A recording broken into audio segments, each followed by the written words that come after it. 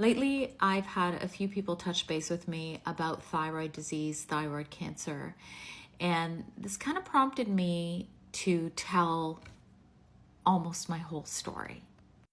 On YouTube, there is a lecture that I have posted. Actually, it's in my my bio, and it's called The Journey to Wellness. Last year, I lectured all about my journey and how I got to where I am. But if you're interested in hearing more about thyroid, then you can listen to this.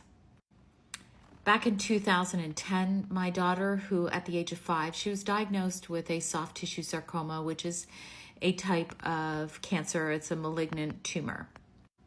Almost exactly 1 year later, I was diagnosed with thyroid cancer. And the two of us, my daughter and me, we actually had our surgeries, her second one and my first one, almost exactly 1 year apart, October 2010 and October 2011. They removed my entire gland.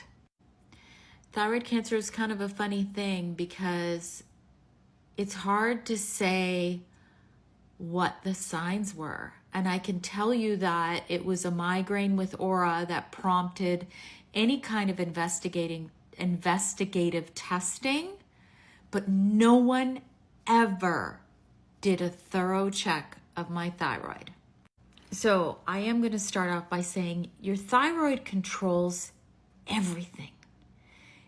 It is the master gland that controls whether you're happy, whether you're sad, whether you're cold, whether you're hot, whether you're skinny, whether you're fat, whether you have good hair or whether your hair is falling out, what your skin looks like, whether you're puffy. There's just really not a lot that the thyroid doesn't have a say in. And back when I was a new mom, so I was 35 years old when I had my second child, I knew something was wrong because I didn't have enough breast milk. I managed to get to 6 months of breastfeeding, but it was hard. I had very little breast milk, which was very different from my first pregnancy. And I got really, really skinny. And I had a lot of signs that now, when I look back in hindsight, I can say I had an undiagnosed postpartum thyroiditis. It was just never looked at. And new moms, typically they get, this is motherhood. Welcome to motherhood. You don't sleep right. You don't eat right. You do nothing except nurse around the clock and watch this little baby, right? And it's tough. Motherhood is tough. And I had a traumatic birth. So this, my daughter was a trauma birth. And it was traumatic for me too. I ended up back in Emerge. I won't get into that here, but it's hard. And I was tired and I had a baby that didn't sleep for 8 months. And nobody talks about the connection between your adrenal function and your thyroid function. So that is where things began to go wrong. And I was actually kind of told, suck it up. You're a new mom. You don't sleep. And then you look at resiliency and did I bubble wrap myself? Did I really take care of myself and prevent these things? And then, many years later, I find out that I carry certain genetic predispositions to thyroid cancer. But, back then I wasn't in this industry and I didn't know anything.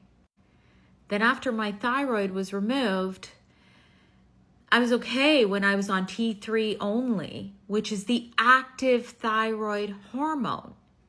But as soon as they took me off of that and put me on T4 only, I got really sick.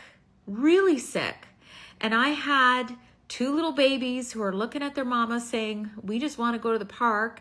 I couldn't get off the couch. I lost all of my vibrancy. And I was only 40, I would have been 41 and a half, 42 years old.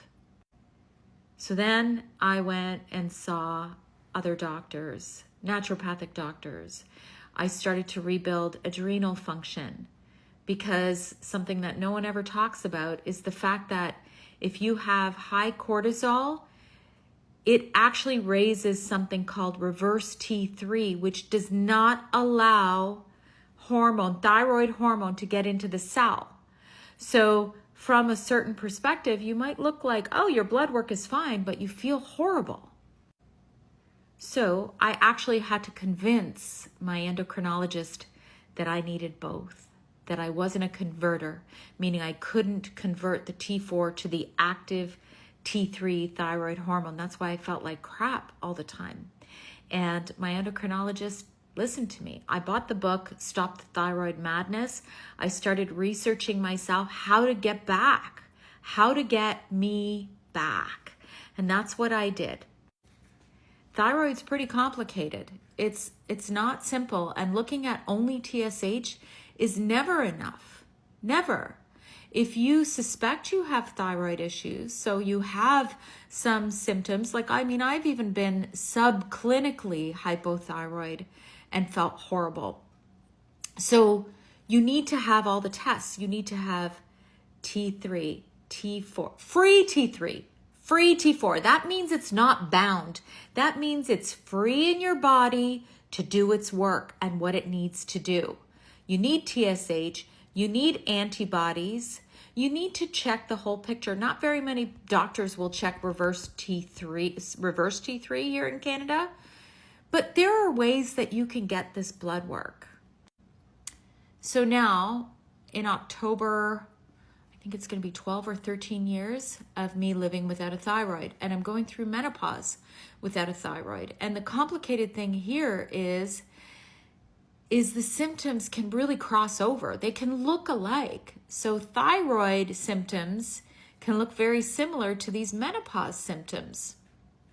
So now I'm like, is it my thyroid meds are changing? Because the other thing is estrogen can actually affect how your thyroid medications are working. And even if you have a thyroid, but you have thyroid disease and you have thyroid dysfunction, menopause can be a really tricky time. So the main thing I would recommend to anyone is to get the right blood work. But number one, get the right doctor who advocates for you and who can do all of the blood work on a deeper level, not just TSH. And get a doctor that advocates for you and your best health. And then second to that, understand that not all, I am on pharmaceuticals, some, but I'm also on desiccated. I'm on a pretty customized formulation to feel the way I feel now, to look the way I look now, because thyroid manages everything in your health and your vibrancy as a human. Anyway, I hope this is helpful to anyone who has thyroid disease. Please do share it. And, you can always message me, and there are ways to get in touch with me. I have a podcast, Sandy K Nutrition, Health and Lifestyle Queen. It's available everywhere. And I've done 3 shows on thyroid. I advocate pretty hard for that, but I also advocate for just aging better. I'm 53 now, and I feel better than I ever have. And I look better than I did in my 40s as well. So follow me on my podcast.